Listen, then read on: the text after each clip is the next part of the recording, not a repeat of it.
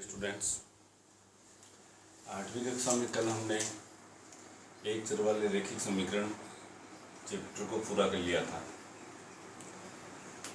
तीसरा चैप्टर आज हमारे लिए नया है, चतुर्भुजों को समझना। चतुर्भुजों को समझना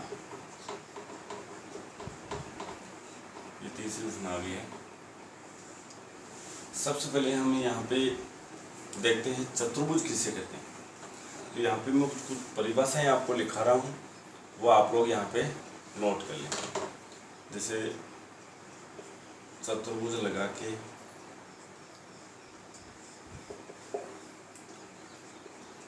चार भुजाओं से घिरी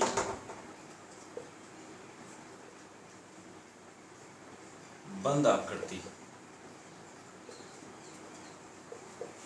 को चतुर्भुज कहते हैं।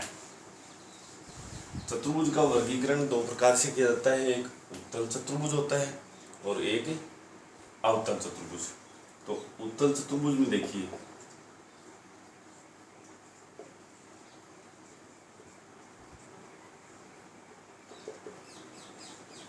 वह है चतुर्भुज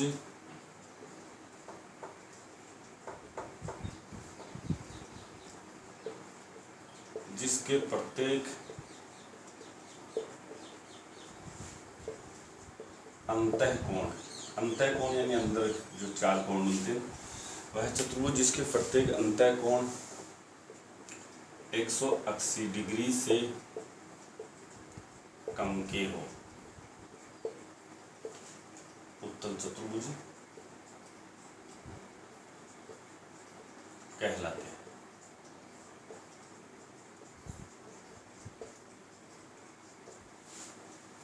उसके बाद में अवतल चतुर्भुज आता है।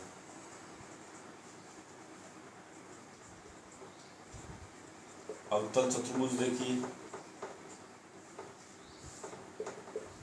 वह चतुर्भुज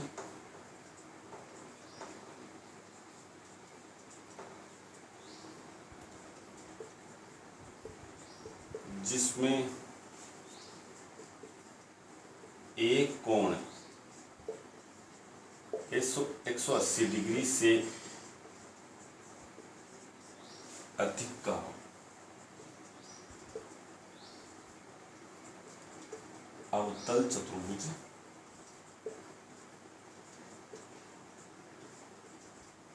कहलाता है। देखिए यहाँ मैं चित्र बना के बताता हूँ आपको। ये हमारे पास एक चतुर्भुज बना है, तो यहाँ जो कोण बन रहे हैं इसके चार, ये चारों एंगल कहलाते हैं। ये इसके शीर्ष कहलाते हैं, ए बी सी और डी। ये इसकी भुजाएं होती है, A B B C D D A, ये चार भुजाएं होती है। उसके बाद में ये इसके विकर्ण होते हैं, ए सी और बी डी। यहाँ पे ये हमारा उत्तल चतुर्भुज है, क्योंकि इसमें इसके चारों कोण है वो 180 डिग्री से कम के। अवतल चतुर्भुज में क्या होता है,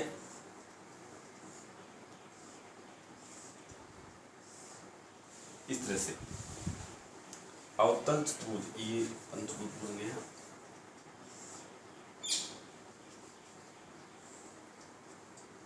यहां देखते हैं जैसे ए बी सी डी, ये चार शीर्ष है। अब इसके एंगल देखें, एक एंगल ये हो गया, दूसरा ये, तीसरा ये हो गया और चौथा। इस तरह से इसके चार एंगल आपको दिख रहे हैं। इसमें जैसे ए कोण है, ए कोण यहाँ पे 180 से कम का ही है, बी भी कम का है, सी भी 180 से कम का है, लेकिन डी को हम देखते हैं तो ये 180 से अधिक का हो गया है। तो ये हमारे पास अवतल चतुर्भुज। इसकी एक बात और ध्यान रखना है आपको कि इसके विकर्ण जब हम खींचते हैं ना, तो इसका एक विकर्ण बाहर जाएगा। जैसे यहाँ पे मैं विकर्ण बी डी को मिला रहा हूँ, ये इसके अंदर है, जबकि इस ए और सी को मिलाता हूं तो देखो इस चतुर्भुज के बाहर चला गया। तो इसका एक विकर्ण चतुर्भुज के बहिर्भाग में स्थिति होगा, यानी बाहर की ओर स्थित होगा। तो ये दोनों आपको डायग्राम भी याद रखने हैं कि अवतल चतुर्भुज इस प्रकार से बनेगा, इसको अवतल चतुर्भुज कहते हैं, अवतल चतुर्भुज, और इसको हम उत्तल चतुर्भुज कहते हैं।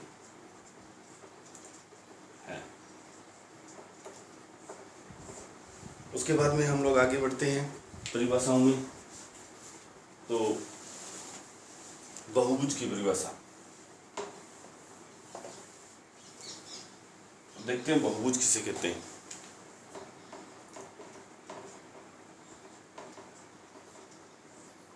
बहुभुज, यहां थोड़ा सा ध्यान रखना, तीन या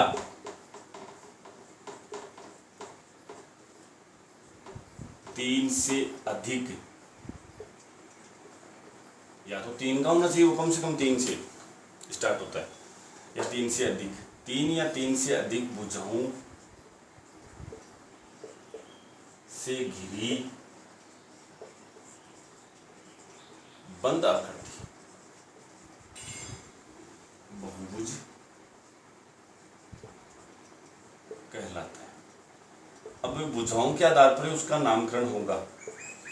जैसे किसी बहुभुज में तीन भुजा आ रही तो उसका नाम त्रिभुज हो जाएगा, चार भुजा आ रही है तो उसका नाम चतुर्भुज हो जाएगा, पांच आ रही है तो पंचभुज आ जाएगा, छह आ रही तो षटभुज आ जाएगा, सात है तो सप्तभुज। इस तरह से भुजाओं की संख्याओं के आधार पर उसका नामकरण होगा। अभी यहाँ पे हमारे पास बहुभुज में समबहुभुज हो रहता है, समबहुभुज, सम यानी यहाँ पे अर्थ समान से होगा, समान भुजाओं वाला बहुभुज समबहुभुज कहलाता है। यदि प्रत्येक भुजा समान आ जाती है तो वह समबहुभुज कहलाएगा। अब ये एक बात ध्यान रखना है, फिर यदि समबहुभुज है, उसकी सभी भुजाएं समान है, तो उसके सभी एंगल यानी कोण भी उसके समान होंगे।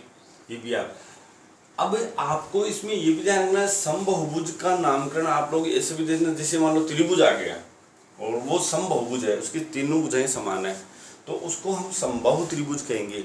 आप लोग सम साथ में लगाएं। जैसे मान लो चतुर्भुज आ गए, उसकी सभी भुजाएं समान है, तो आप उसको समचतुर्भुज कहोगे, समचतुर्भुज वर्ग कहोगे, सॉरी वर्ग। उसके बाद में पंचभुज, पांच भुजाओं से आ गया, वो पंचभुज रहेगा लेकिन उसकी सभी भुजाएं समान आ जाती है, तो सम पंचभुज होगा। इसी तरह से छह भुजा आगे समान भुजाएं हैं, उसकी सभी छह की छह, तो सम षटभुज होगा और उसके प्रत्येक एंगल भी समान होंगे। उसके बाद में आता है हमारे पास अगली परिभाषा। देखिए, इन परिभाषाओं को आप लोग नोटबुक में उतारें, याद करें इनको सबसे पहले। उसके बाद में आता है हमारे पास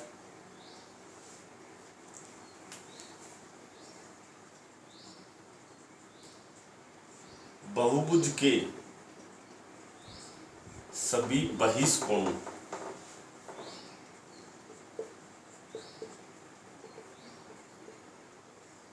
का योग, बहिष्कोण यानी बाहर के कोणों का योग। कोई भी बहुभुज हो, चाहे वो त्रिभुज हो, चतुर्भुज हो, पंचभुज हो, उसमें बहिष्कोणों का योग फिक्स होता है 360 डिग्री। चाहे त्रिभुज है, त्रिभुज के अंदर जो बहिष्कोण बनेंगे, बहिष्कोण कैसे बनते हैं, देखिए यहाँ पे त्रिभुज, ये तीन भुजाओं से घिरी बंद आकृति है, ए बी सी त्रिभुज नाम है इसका। अब इसको एक ही क्रम में आपको भुजाओं को बढ़ाना है, एक ही क्रम। जैसे मैंने इसको यहाँ से इधर से ऐसे बढ़ाया, ये बहिष्कोण बन गया।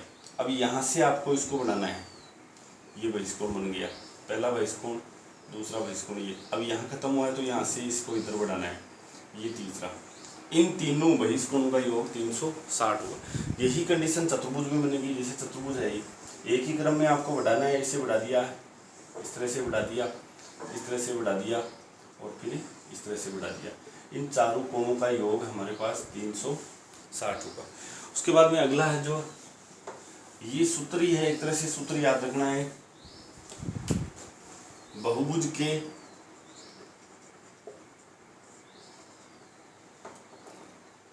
सभी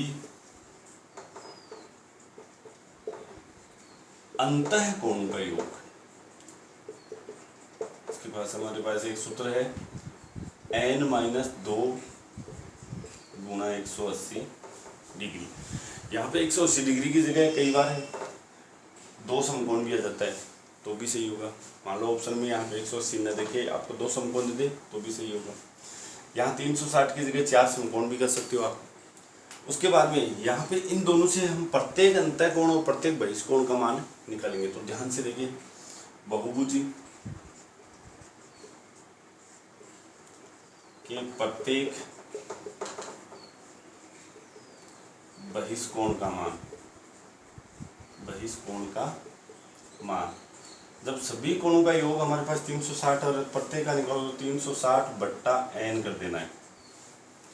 यहाँ पे ये ध्यान रखना, ये केवल समबहुभुज में लागू होगा क्योंकि सभी भुजाएं समान होगी तभी तो उसके सभी कोण समान होंगे। तो समबहुभुज के प्रत्येक बहिष्कोण का मान। इसी तरह से समबहुभुज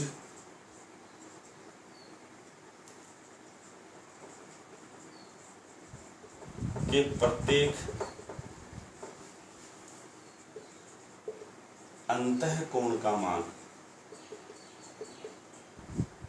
अंतःकोण तो प्रत्येक सभी अंतःकोणों का योग होता है 300n-2 गुणा 180। इसमें n का भाग होगा 2 तो प्रत्येक का बन जाएगा तो n-2 गुणा 180/n। इस तरह से ये बहुभुज हो गया। अब उसके बाद में हमारे कोर्स में ज्यादातर क्या होता है उत्तल बहुभुज, उत्तल चतुर्भुज,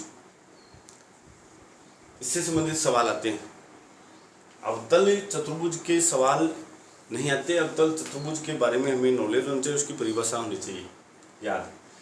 अब यहाँ पे हम लोग चतुर्भुज के प्रकार देखेंगे तो इसको उतारो पहले।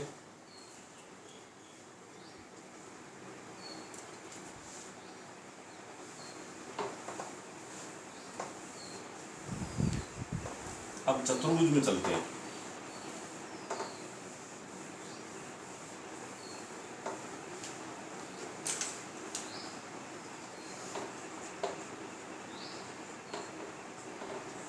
चतुर्भुज के प्रकार, सबसे पहले आयत लेते हैं। आयत, इसके अंदर ए है सम्मुख भुजाएं व सम्मुख कोण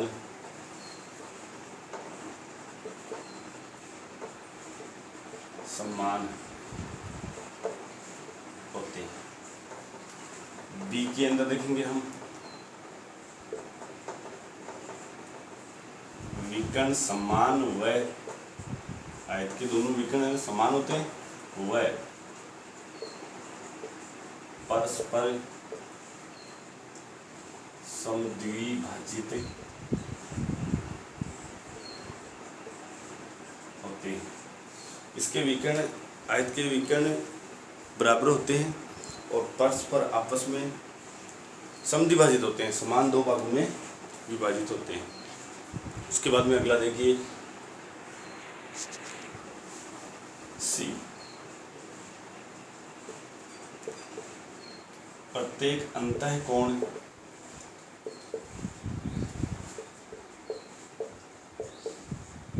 समकोण होता है।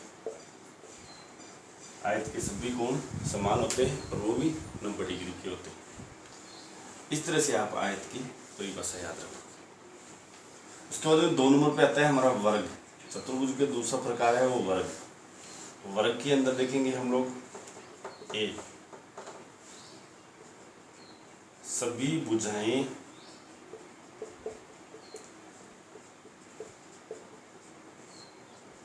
समान होती है, सबसे पहला ही। दूसरा, सभी कोण समकोण के होते हैं, 90 डिग्री के होते हैं। सी, इसमें विकर्ण समान व परस्पर समकोण पर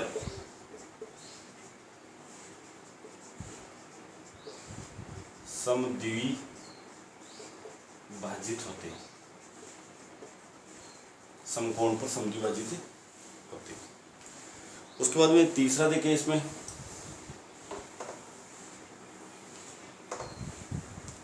समांतर चतुर्भुज।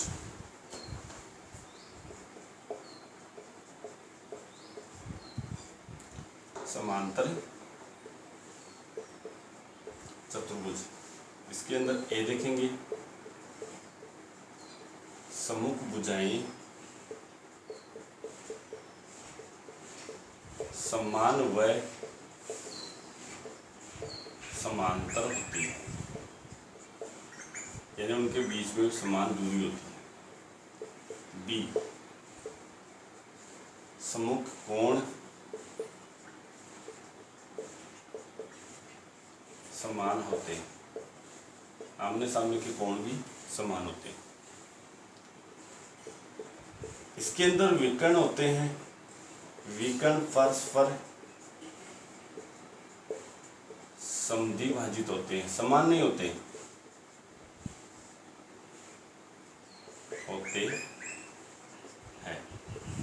ये हमारे पास समांतर चतुर्भुज की परिभाषा हो जाएगी। ये परिभाषा या फिर ये इसके गुण होते हैं। तो इन गुणों को आप अच्छी तरह से याद करें। आठवीं कक्षा में जो ये प्रश्नावली है ना, तीसरी चतुर्भुजों को समझना, इसमें मेन यही रहेगा। चौथा हमारे पास आता है समचतुर्भुज।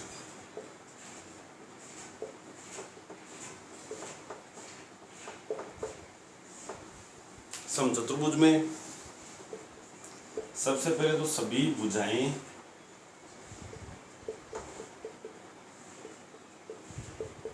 समान होती है। दूसरा हमारे पास आता है सम्मुख कोण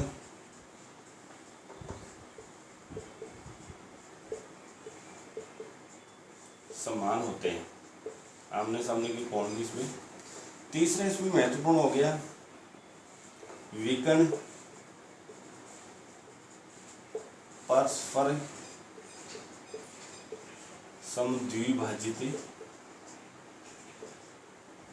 परस्पर समकोण पर कर लो, विकर्ण परस्पर समकोण पर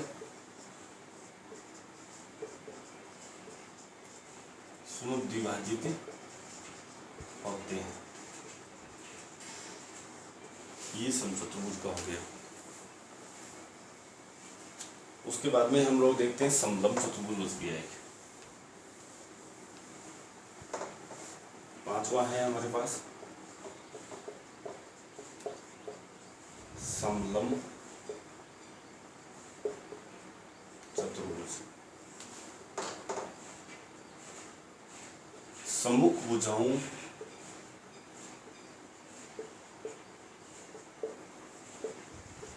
का एक युग्म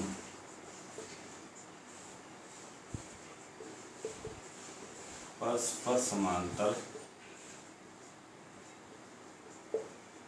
होना आवश्यक है।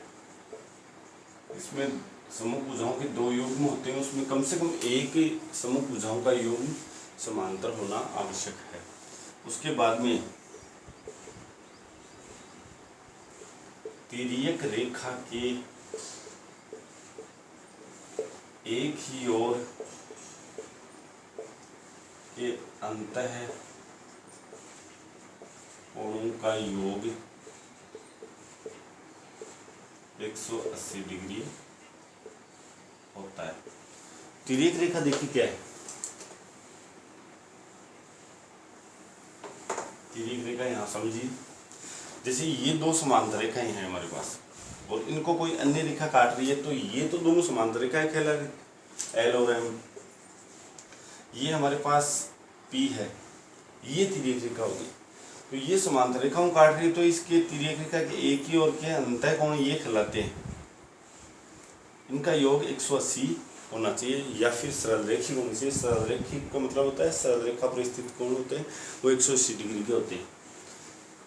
उसके बाद में अंतिम हमारे पास जो बच रहा है वो है पतंग। पतंग भी एक प्रकार का चतुर्भुज है। पतंग की परिभाषा देखिए,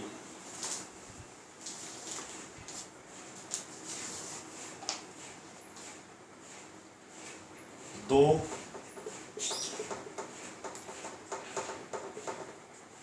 आसन भुजाओं का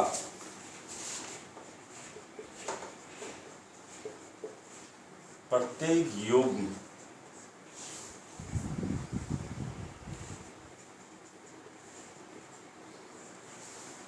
समांतर, दो आसन भुजाओं के प्रत्येक योग समान होते हैं।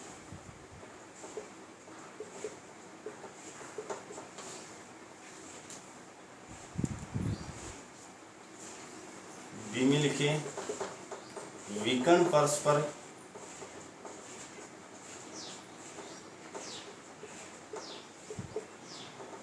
समकोण पर समद्विभाजित होते हैं। पतंग के भी विकर्ण हैं, वो परस्पर समकोण पर समद्विभाजित होते हैं, जैसे वर्ग में भी होता है और समचतुर्भुज में भी होता है। उसके बाद में इसके विकर्ण यहाँ पे समद्विभाजित भी होते हैं। इस तरह से ये हमारी परिभाषाएं कंप्लीट हो गई है। कल हम प्रश्नावली 3.1 पढ़ेंगे, जिसमें इनसे संबंधित सवाल होंगे।